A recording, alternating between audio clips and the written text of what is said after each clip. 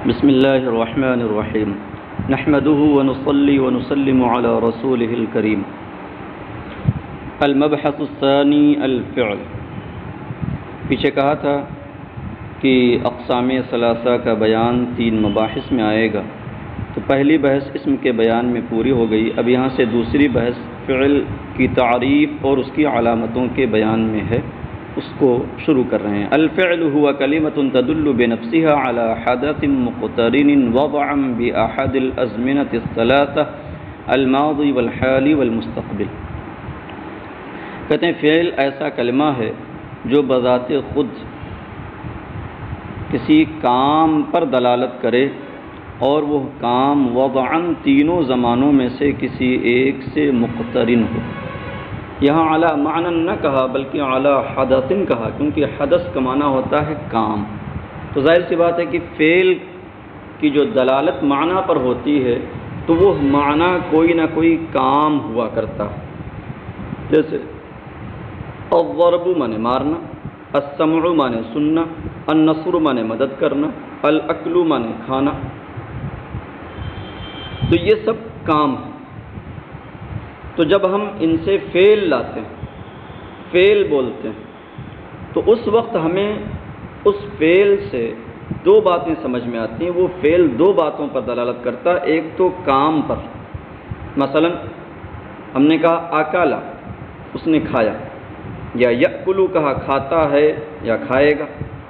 تو جب اکلا کہا تو اس سے ہمیں اس نے کھایا یعنی کھانے کا کام بھی سمجھ میں آیا، اور ساتھ ہی ساتھ یہ کہ یہ کام ہو چکا۔ تو فعل کا معنی جو ہوتا ہے وہ کام ہوا کرتا ہے، اس لیے اعلی معنی نہ کہہ کر کے سیدھے سیدھے حدث ہی کہہ دیا۔ ہاں، تو حدث بمعنی کام، اور فقہ میں حدث جو ہے وہ حدث اصغر اور حدث اکبر آپ نے پڑھا اور سنا ہوگا، تو وہاں پر حدث جو ہے وہ بے وضو ہونے یا جنوبی ہونے کے معنی میں، حدث اصغر جو ہے وہ بے وضو ہونے کو کہتے ہیں، اور حدث اکبر سے مراد جنابت ہے۔ یہاں پر حدث کا معنی کام۔ تو کہتے ہیں فعل ایسا کلمہ ہے جو بذات خود کسی کام پر دلالت کرے اور وہ وضعاً تینوں زمانوں میں سے کسی ایک سے مقترن ہو۔ تینوں زمانوں سے مراد ماضی، حال اور مستقبل ہیں۔ کا ذهب ويذهب واذهب، جیسے ذهب گیا، یہ فعل ماضی کی مثال ہو گئی، زمانے ماضی اس میں پایا جاتا ہے۔ ويذهب جاتا ہے، یہ زمانے حال کی مثال ہے، اور استقبال کا بھی احتمال رکھتا ہے۔ وَاِذْهَبْ اور تو جا، یہ خاص مستقبل کی مثال ہو گئی۔ علاماتہ للفعل علامات عدیدۃ تدل علیہ، فعل کی چند علامتیں ہیں جو فعل پر دلالت کرتی ہیں۔ اشہرھا ما یلی، ان میں زیادہ مشہور وہ ہیں جو آ رہی ہیں، درج ذیل ہیں۔ 1 سے 4 تک علامتیں ایک ساتھ بیان کر رہے ہیں۔ دخول قد والسین وسوف والجزم، قد اور سین اور سوفا اور جزم کا داخل ہونا، تو ان 4 چیزوں کا دخول یہ فعل کی علامت ہے کہ یہ چیزیں فعل پر ہی آئیں گی۔ مثل قد قام وقد یضحک، جیسے قد قام اور قد یضحک، 2 مثال دے کر کے یہاں پر اشارہ کے اس بات کی طرف کہ قد فعل ماضی پر بھی آتا ہے اور فعل مضارع پر بھی آتا ہے۔ یہ الگ بات ہے کہ فعل ماضی میں تحقیق کے لیے اور ماضی کو حال سے قریب کرنے کے لیے آتا ہے، اور مضارع میں قد تقلیل کے لیے، قلت بیان کرنے کے لیے آتا ہے، اور اگر اس فعل کی اسناد اللہ رب العزت کی جانب ہو تو وہاں قد تحقیق کے لیے ہوگا، نہ کہ تقلیل کے لیے، جیسے قد نرى تقلب وجهك في السماء۔ وستذهب یہ سن کی مثال ہے، وسوف نذهب یہ سوفا کی مثال ہو گئی، ولم يذهبوا یہ جزم کی مثال ہے۔ تو سین اور صوفا یہ دونوں صرف فعل مضارع پر آتے ہیں، اور جب یہ فعل مضارع پر داخل ہوتے ہیں تو فعل مضارع کو خاص مستقبل کے معنی میں کر دیتے ہیں۔ انہیں حروف تنفیس بھی کہا جاتا ہے، حروف استقبال بھی کہتے ہیں اور حروف تنفیس بھی۔ ولم یذهب، لم اور لما وغیرہ جو بھی حروف جازمہ یا کلمات جازمہ ہیں، ان کے اثر کو جزم کہتے ہیں جو فعل مضارع کے آخر میں ظاہر ہوتا ہے۔ تو لم داخل ہوا، اس نے کیا کیا، لم یذهبوا نون اعرابی کو یہاں گرا دیا۔ تو یہ جو جزم ہے، تو چونکہ حروف جازمہ یہ فعل ہی کے ساتھ خاص ہیں، اس لیے ان کا اثر بھی فعل کے ساتھ خاص ہوگا، فعل کی علامت ہے۔ اور پھر 3 علامتیں ایک ساتھ یہاں بیان کر رہے ہیں، 5ویں، 6ٹھی اور 7ویں۔ وَاِتِّصَالُ الضَّمِيرِ الْبَارِزِ الْمَرْفُوعِ وَتَاءِ التَّانِيثِ السَّاكِنَةِ وَنُونَيِ التَّأْكِيدِ، اور ضمیر بارز مرفوع کا متصل ہونا۔ تو ضمیر مرفوع کہتے ہیں اس ضمیر کو جو حالت رفع میں واقع ہو، محلاً مرفوع ہو، کیونکہ ضمیر مبنیات میں سے ہے۔ اور البارز اس ضمیر مرفوع کو کہتے ہیں جو ظاہر ہو۔ یہاں ضمیر مرفوع سے مراد، ضمیر بارز مرفوع سے مراد فاعل کی ضمیر جو بارز طور پر آئے۔ اور یہ یاد رہے کہ یہ ضمیر بارز مرفوع صرف فعل میں آتی ہے، اسم میں نہیں۔ آپ کہہ سکتے ہیں کہ اس میں فاعل اور اس میں مفعول میں، فاعلان، فاعلون وغیرہ میں تو الف اور واو آ رہے ہیں جو ضمیر بارز مرفوع ہیں۔ تو یاد رہے کہ مشتقات کے تمام صیغوں میں ضمیر پوشیدہ ہوتی ہے، کسی میں بھی بارز نہیں ہوتی۔ فاعل میں بھی ضمیر پوشیدہ ہے، فاعلان میں بھی ضمیر پوشیدہ ہے، اور فاعلون میں بھی ضمیر پوشیدہ ہے۔ وہاں پر جو الف اور واو ہیں وہ فقط علامت تثنیہ اور علامت جمع ہیں، وہ ضمیر نہیں۔ ضمیر بارز مرفوع یہ فقط فعل میں آتی ہے، یہ اسی لیے فعل کی علامت میں شمار کر رہے ہیں۔ وَاِتِّصَالُ الضَّمِيرِ الْبَارِزِ الْمَرْفُوعِ، اور ضمیر بارز مرفوع کا متصل ہونا، وَتَاءِ التَّانِیثِ السَّاکِنَةِ، اور تائے تانیث ساکنہ کا متصل ہونا جو فعل ماضی کے واحد مؤنث غائب کے صیغے کے آخر میں آتی ہے، جیسے ضربت۔ ضربت، ہاں، اور ضربتا میں بھی یہ تائے تانیث ہی ہے جو اصلاً ساکن تھی، الف کی وجہ سے، کیونکہ الف اپنے معقول فتحہ چاہتا ہے اس لیے تا کو فتح دے دیا گیا، ورنہ وہ بھی تائے تانیث ساکنہ ہی۔ تو ضمیر بارز مرفوع کا متصل ہونا اور تائے تانیث ساکنہ کا متصل ہونا، ونون التأکید، اور تاکید کے دونوں نون کا متصل ہونا۔ دونوں نون سے مراد نون ثقیلہ اور نون خفیفہ، جن کا ذکر آپ پڑھ چکے ہیں کہ یہ فعل مضارع یا امر و نہی کے ساتھ فعل کی تاکید بیان کرنے کے لیے لائے جاتے ہیں۔ تو چونکہ یہ فعل کی تاکید کے لیے آتے ہیں اس لیے فعل ہی میں آتے ہیں۔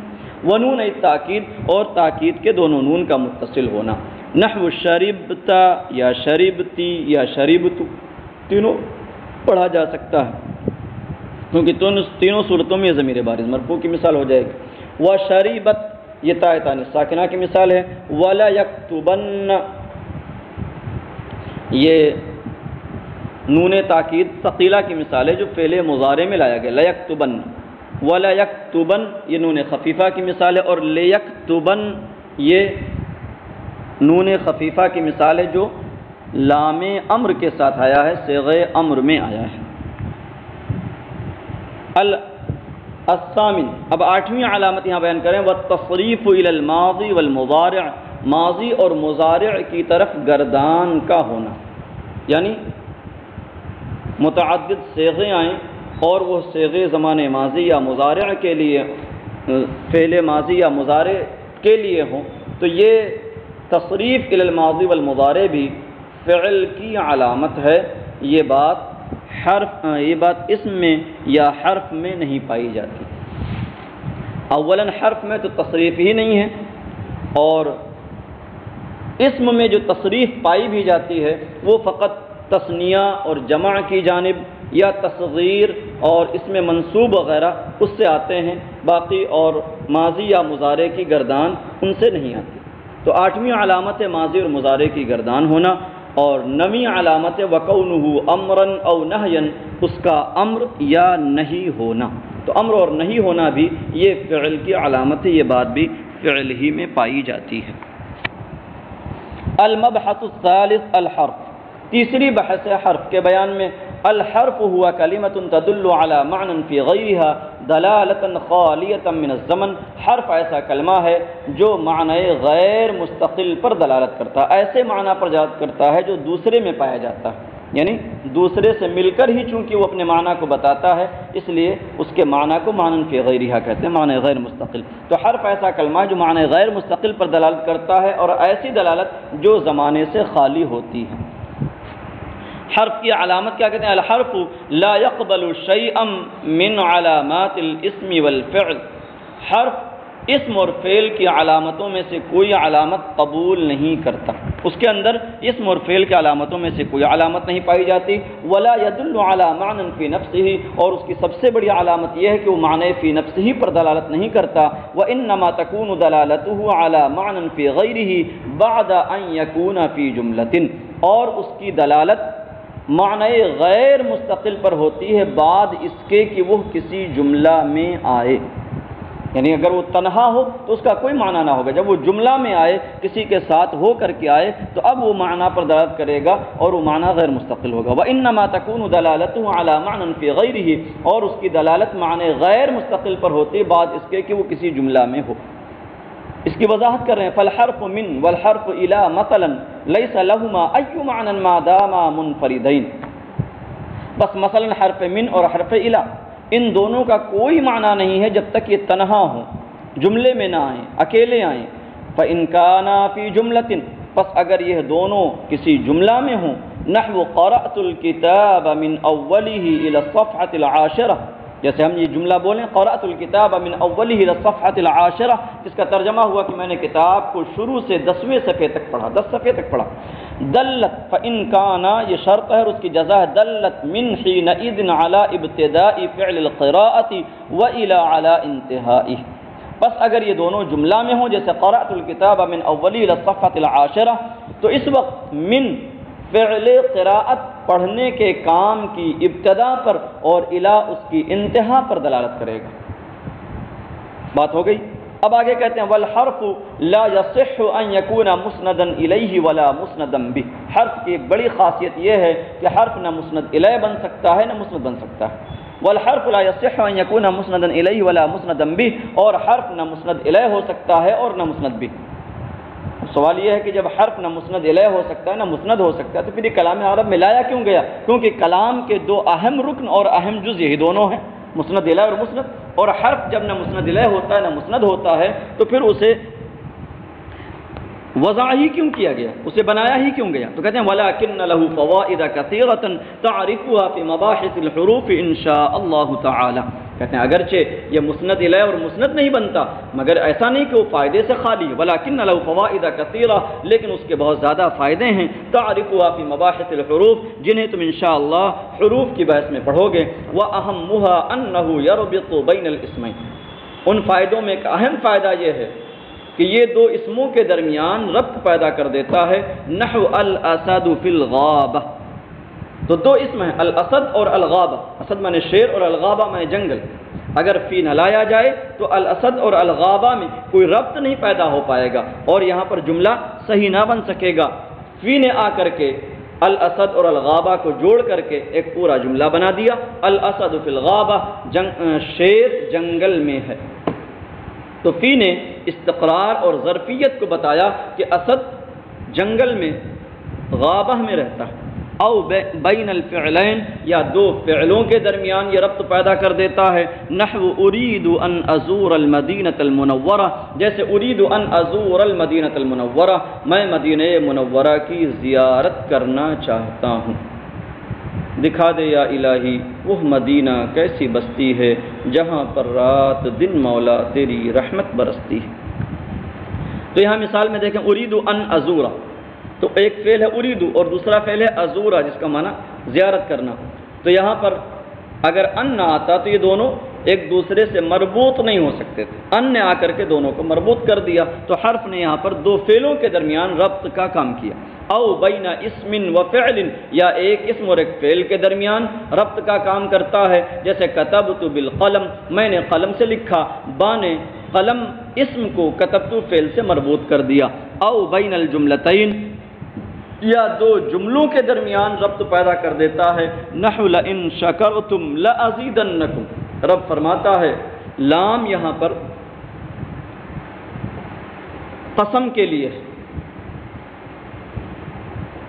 اور ان یہ شرطیہ، تو یہی ان ہے جو شکرتم اور لازیدنکم ان دونوں جملوں میں ربط پیدا کر رہا ہے، کیونکہ ان حرف شرط ہے اور یہ دو جملوں کو چاہتا ہے کہ جس میں سے ایک جملہ شرط اور دوسرا جملہ جزا بنے، تو ان نے آ کر کے شکرتم اور لازیدنکم کو ایک ساتھ جوڑ دیا۔ رب کا فرمان ہے لئن شکرتم لازیدنکم، بقسم اگر تم شکر گزار بنو گے، اگر تم شکر کرو گے تو میں ضرور ضرور تمہیں زیادہ عطا کروں گا۔ تو یہ حرف کے فوائد میں سے اہم فائدہ یہ ہے کہ یہ ربط کا کام دیتا ہے۔ اب آگے کہتے ہیں والحرف ثلاثۃ اقسام، اور حرف کی 3 قسمیں ہیں۔ حرف کی 3 قسمیں اس اعتبار سے ہیں کہ یا تو حرف کا دخول اسم کے ساتھ خاص ہوگا یا فعل کے ساتھ خاص ہوگا، یا وہ اس کا استعمال مشترک ہوگا، کسی کے ساتھ خاص نہ ہوگا۔ تو کہتے ہیں حرف کی 3 قسمیں ہیں۔ الاول قسم مختص بالفعل، پہلی قسم ہے کہ جو اسم کے ساتھ، وہ حرف جو اسم کے ساتھ خاص ہو، کا حرف الجر فی نحو حسن فی البیت، جیسے حرف جار۔ تو حرف جار یہ اسم ہی کے ساتھ خاص ہے، یہ فعل پر نہیں آتا، جیسے حسن فی البیت میں فی، وَإِنَّ فِي نَحْوِ إِنَّ الْحُكُومَةَ عَادِلَةٌ، اور ان الحکومت عادلۃ جیسے جملے میں، تو ان الحکومت عادلۃ جیسے جملے میں انا جو آیا ہے یہ بھی اسم ہی کے ساتھ خاص ہے، حروف مشبہہ بالفعل یہ بھی اسم ہی کے ساتھ خاص ہیں، فعل پر ان کا دخول نہیں ہوتا۔ الثانی دوسری قسم ہے قسم مختص بالفعل، دوسری قسم وہ حرف جو فعل کے ساتھ خاص ہو، کا لم، جیسے کہ حروف جازمہ، جیسے لم فی نحو لم اقرأ صحیفۃ ھذا اليوم،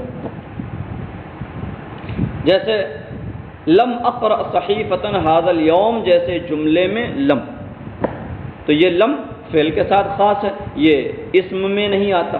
لم اقرأ صحیفۃ ھذا اليوم، آج میں نے کوئی کتاب نہ پڑھی یا کوئی اخبار نہ پڑھا۔ الثالث تیسری قسم ہے قسم غیر مختص، دوسری قسم وہ جو کسی کے ساتھ خاص نہ ہو، وَهُوَ الَّذِي يَدْخُلُ عَلَى الْأَسْمَاءِ وَالْأَفْعَالِ، اور یہ وہ حرف ہے جو اسماء اور افعال دونوں پر داخل ہوتا ہے، كحروف العطف وحرفي الاستفهام، جیسے کہ حروف عاطفہ ہیں اور استفہام کے دونوں حروف حمزہ اور حل ہیں، تو یہ اسماء پر بھی آتے ہیں اور افعال پر بھی آتے ہیں۔ نحو اشتریت قلما وکراسۃ، یہ اسم پر حرف عطف داخل ہونے کی مثال ہے۔ اشتریت قلما وکراسۃ، میں نے ایک قلم اور ایک کاپی خریدا، تو وکراسۃ یہ واو اسم پر آیا۔ وجاء الشرطی وقبض علی اللص، شرطی پولیس آئی اور اس نے چور کو پکڑا، تو وقبض فعل کا عطف الشرطی پر نہیں بلکہ جاء الشرطی پر، جاء شرطی کے آنے پر ہے، تو یہاں پر واو جو ہے یہ فعل پر داخل ہوا۔ وَأَرَجَعَ حسن، کیا حسن لوٹا، تو یہاں حمزہ استفہام فعل پر داخل ہوا۔ وَهَلْ أَنْتَ مُذَاكِرٌ، کیا تو مذاکرہ کرنے والا ہے، بحث کرنے والا ہے، تو یہ حل جو ہے یہ اسم پر داخل ہوا، تو حمزہ استفہام اور حل استفہامیہ یہ دونوں فعل پر بھی آتے ہیں اور اسم پر بھی آتے ہیں۔ تو تیسری قسم ہو گئی وہ قسم جو کسی ایک کے ساتھ خاص نہ ہو بلکہ دونوں پر اس کا دخول ہوتا ہو، تو حرف کی یہ 3 قسمیں ہو گئیں۔ تو یہاں تک اقسام ثلاثہ اسم، فعل اور حرف کا بیان مکمل ہو گیا۔ السلام علیکم ورحمۃ اللہ وبرکاتہ۔